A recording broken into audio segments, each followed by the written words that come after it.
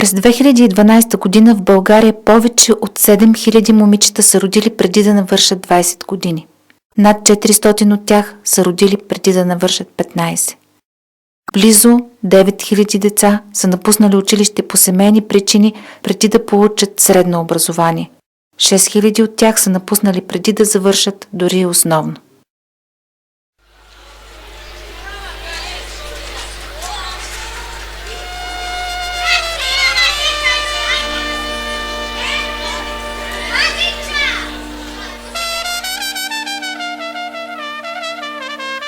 Казвам се Еми. Аз съм на 35. Живея в квартала, където винаги съм живяла. Родена съм в голямо семейство.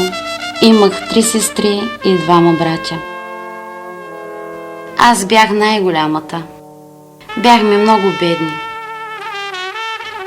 Когато станах на 7, отидох на училище. Обичах да ходя на училище. Имах толкова много приятели. Бях добра ученичка. Исках да стана доктор. Една вечер, когато бях на 12, чух родителите ми да говорят за мен. Казваха, че нямат пари и трябва да напусна училище. Трябваше да върша всичко вкъщи, докато майка ми се опитваше да се намери работа.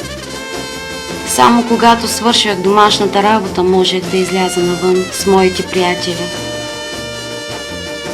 Запознах се с едно момче. Казваше, че ме обича. Аз го харесвах също. Забременях. Родителите ми казаха, че трябва да се омъжа за него. Родих моето първо дете, когато бях на 15. Сега аз имам 3 момичета и 2 момчета. Станах баба, когато бях на 30. Казвам се Ами. На 30 съм. Това е моето второ дете и днес се прибираме вкъщи. Неговото братче е на 4. Срещнах бащата на децата ми в университета. Израснах в беден квартал, заедно с моите 2 братя. Родителите ми не бяха богати, но държаха много на образованието ми. Майка ми беше продавачка. Баща ми често беше безработен. Когато станах на 7, отидох на училище. Харесваше ми. Имах толкова много приятели.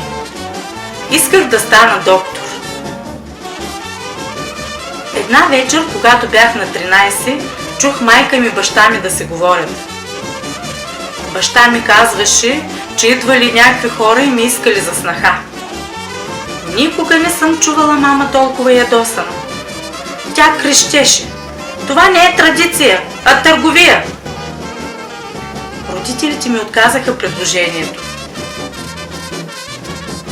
Същата година бях приета в гимназия. Сега съм лекар и преглеждам внуците на моите приятелки от детинство.